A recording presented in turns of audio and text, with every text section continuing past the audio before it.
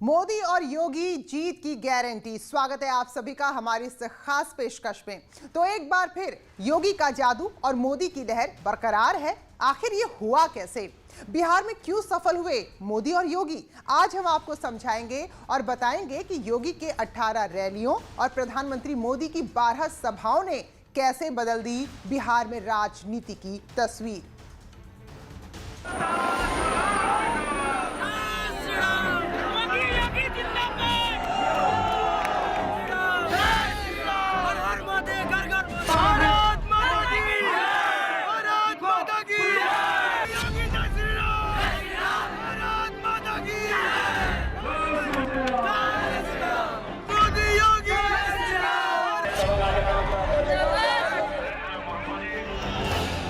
योगी जी का उसका कार्य मुझे बहुत अच्छा लगता है। वो जो भी कदम उठाते हैं अच्छा उठाते हैं। मैं योगी भक्त हो गया हूँ।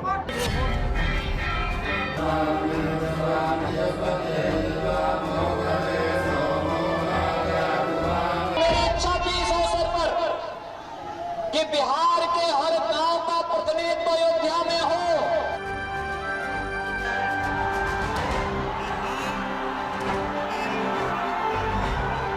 भाइयों बहनों, दरभंगा से अयोध्या की दूरी अब आने वाले समय में बहुत समय नहीं लगेगा।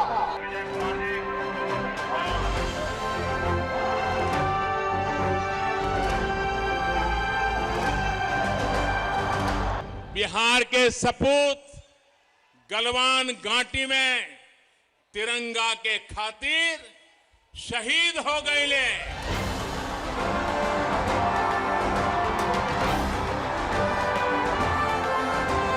अब बिहार के कोई बीमारू बेबस राज्य नहीं कह सकत।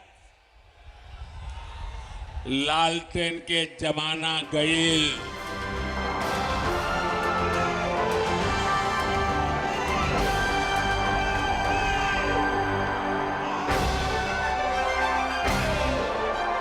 हमारी सहानुभूति का आधार कोई अपराधी, कोई माफिया, कोई गुंडा नहीं हो सकता है।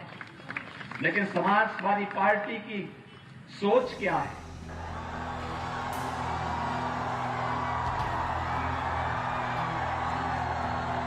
और माफियाओं के प्रति सहानुभूति रखने वाली समाजवादी पार्टी को क्या हमारा वोट जाना चाहिए? क्या मैं आपसे पूछना चाहता हूं, क्या हमें वोट देना चाहिए? आपसे पूछता हूं, क्या हमें वोट देना चाहिए? स्वागत है भाई, स्वागत है। स्वागत है भाई, स्वागत है। तो चाहे बिहार के विधानसभा चुनाव हो या फिर उत्तर प्रदेश के उपचुनाव, बीजेपी झंडा गाड़ रही है और इस विजय के साथ मोदी और योगी की जोड़ी एक बार फिर से जीत की गारंटी बनती नजर आ रही है। दोनों नेताओं ने बिहार से फिसलती सत्ता को रोक लिया। प्रधानमंत्री ने जहां 12 रैलियां की, वहीं मुख्यमंत्री योगी आदित्यनाथ ने भी बिहार में ताबड़तोड़ 18 जनसभा कर वहां की हवा का रुख ही बदल कर रख दिया।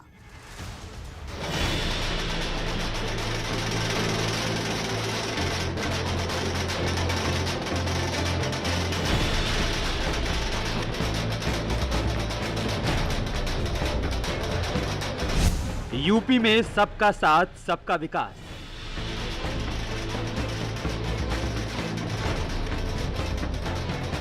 सरकार ने अपनी योजनाओं का आधार जाति को तो नहीं बनाया। हमने जाति के नाम पर वोट नहीं, जाति के नाम पर कोई योजना नहीं दी। हमने तो कहा सबका साथ, सबका विकास। बिहार में हिंदुत्व के साथ विकास का राज। घुसपैठ पर किया योगी ने करारा प्रहार। समर्थन में है, कोई संदेह नहीं, क्योंकि जिन्हें घुसपैठ की समस्या का समाधान करना है, जिन्हें भारत के स्वाभिमान और सम्मान को आगे बढ़ाना है, जिन्हें नौजवानों के लिए रोजगार को लेकर के आगे बढ़ाने की चिंता है और जिन्हें बिहार और कटिहार के विकास की चिंता है, वह भारतीय जनता पार्टी और जदयू का समर्थन कर रहा है। वह हर नागरिक जाति, मत, मजहब से ऊपर उठ करके इस प्रकार के कार्यक्रमों में। तो मोदी ने साफ कहा कि अब बिहार से अंधकार चला गया है। अब लालटेन का जमाना नहीं रहा है। बिहार में विकास की नई कहानी लिखी जा रही है।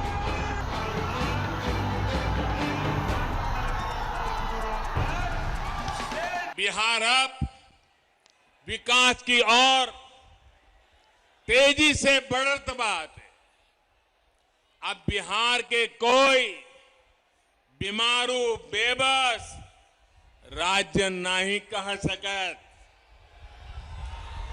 लालटेन के जमाना गईल। इसी अंदाज में पीएम मोदी और सीएम योगी ने पूरे बिहार में रैलियां की और लोगों को बीजेपी के पक्ष में वोट देने के लिए प्रेरित किया। चुनाव विश्लेषक दावा कर रहे थे कि नीतीश की वजह से एनडीए इस बार हार जाएगी, लेकिन पीएम मोदी और सीएम योगी की जोड़ी ने हवा का रुख बदल दिया कि भाजपा के लिए योगी आदित्यनाथ फायदेमंद है। किसी भी राज्य के चुनाव हो, बीजेपी पीएम मोदी के बाद स्टार प्रचारक के तौर पर सीएम योगी आदित्यनाथ को मैदान में जरूर उतारती है। यूपी में विकास करने वाले मुख्यमंत्री और हिंदुत्व का बड़ा चेहरा होने की वजह से हर राज्य में योगी आदित्यनाथ की मांग होती है। बिहार में भी सीएम योगी की रैलियों का इंतजार था और जब मैदान में उतरे तो योगी ने चुनाव के दौरान धड़ाधड़ रैलियां कर पार्टी को निराश नहीं किया, बल्कि जहां जहां प्रचार किया वहां पर जीत में योगी का बड़ा असर देखने को मिला, क्योंकि सीएम योगी धारदार अंदाज में विरोधियों पर हमला करते दिखे।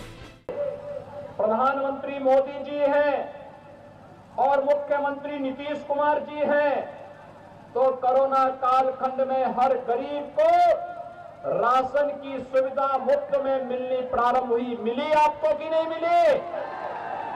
अगर राजद की सरकार होती तो मिल पाता? भाइयों बहनों, यही है सरकार। सीएम योगी ने 6 दिन में 18 रैलियां की, लेकिन 90 से ज्यादा सीटों पर योगी की रैलियों का असर रहा।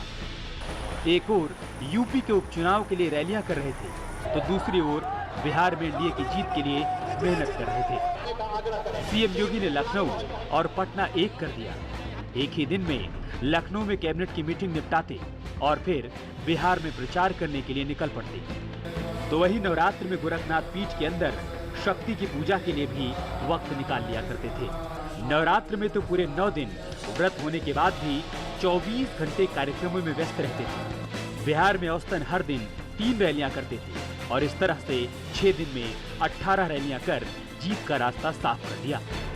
दिलचस्प बात ये रही कि इन रैलियों के लिए योगी का मैनेजमेंट ऐसा था कि वो यूपी के प्रशासनिक कार्यों में कोई अड़चन नहीं आने देते थे और न ही यूपी के उपचुनाव के प्रचार को प्रभावित होने देते थे।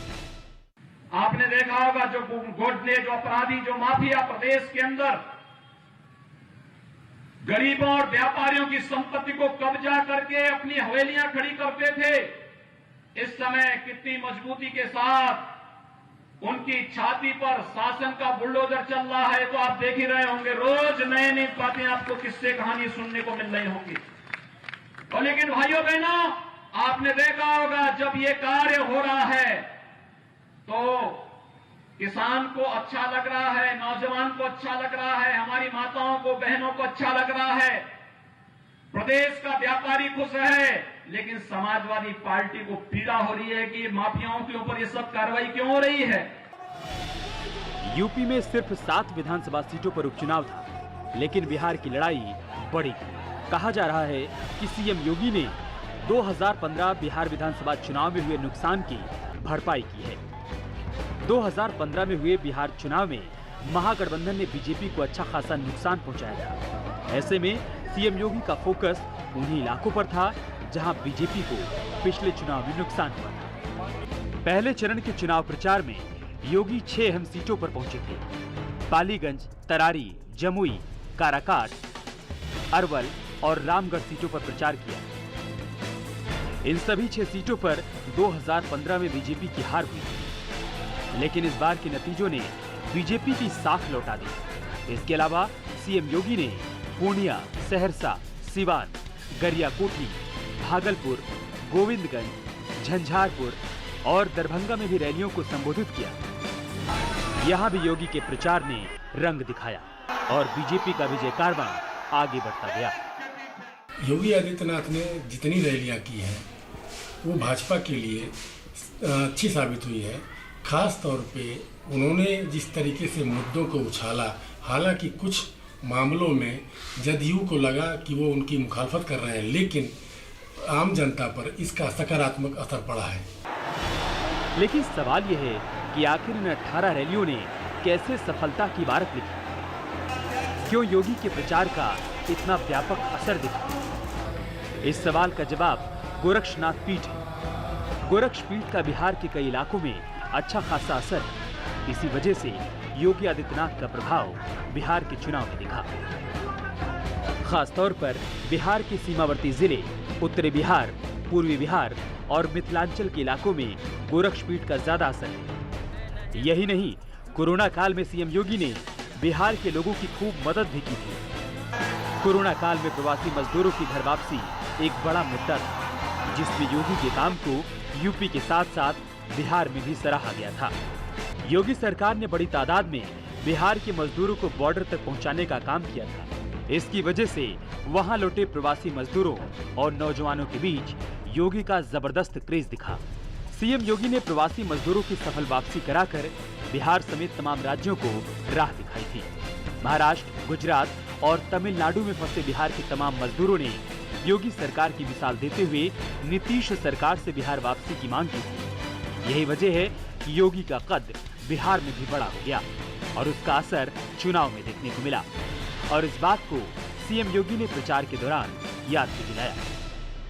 पिछले 7 महीने से पूरा देश वैश्विक महामारी कोरोना से जूझ रहा है।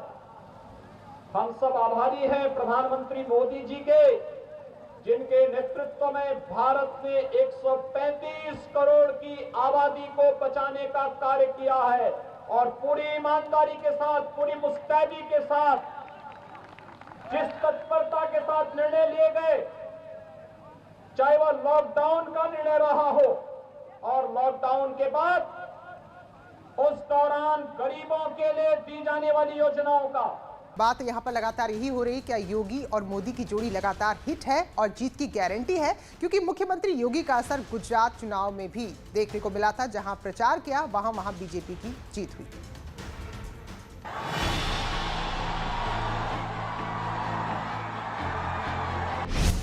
जहां जहां मोदी ने दिखाया दम, अब बिहार के कोई बीमारू बेबस राज्य नहीं कह सके। वहां वहां एनडीए ने लहराया परचम। हरी महिला करे जय जय करवा, छठी मैया दे देला नया सिरवा। प्रधानमंत्री मोदी पर बिहार की जनता ने एक बार फिर किया भरोसा।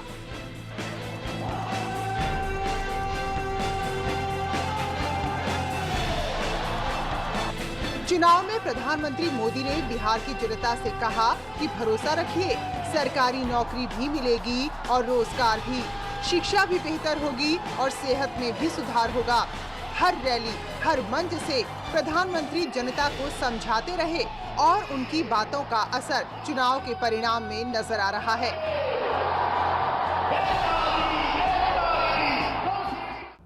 आज के परिणाम ने एक बार फिर से साबित कर दिया है कि चाहे वह बिहार विधानसभा का चुनाव हो या देश के अंदर विभिन्न राज्यों के उपचुनाव, मोदी है तो मुमकिन है। इस कहावत को इस देश की जनता जनार्दन ने एक बार फिर से चरितार्थ किया है। सचमुच प्रधानमंत्री मोदी जी ने वैश्विक मंच पर भारत की प्रतिष्ठा को जिस तरीके से आगे बढ़ाया,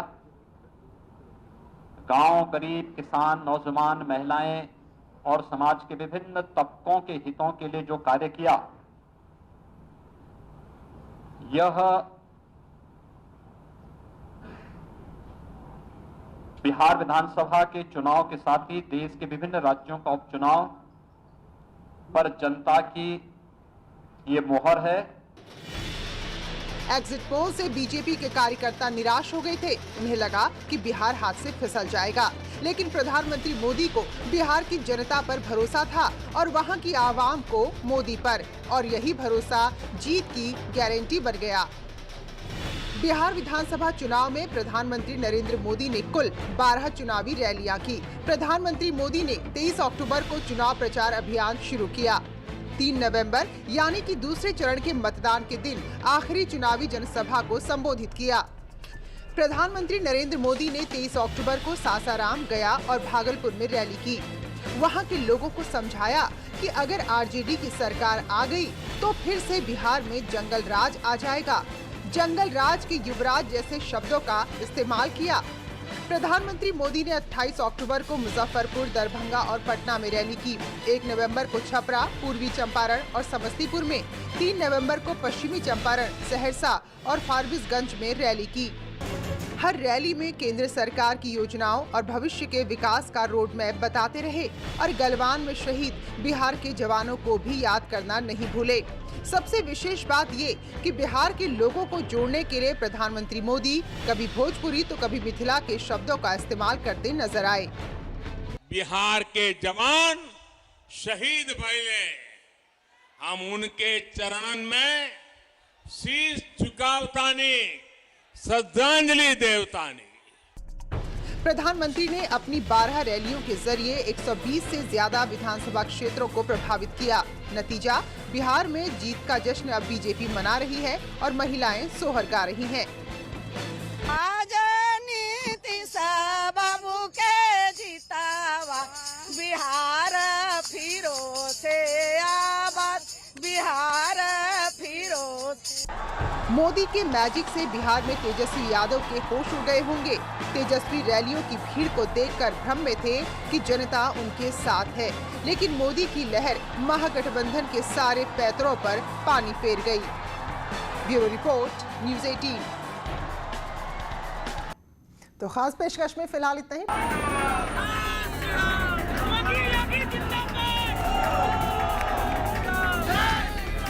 जनता की ये मोहर है।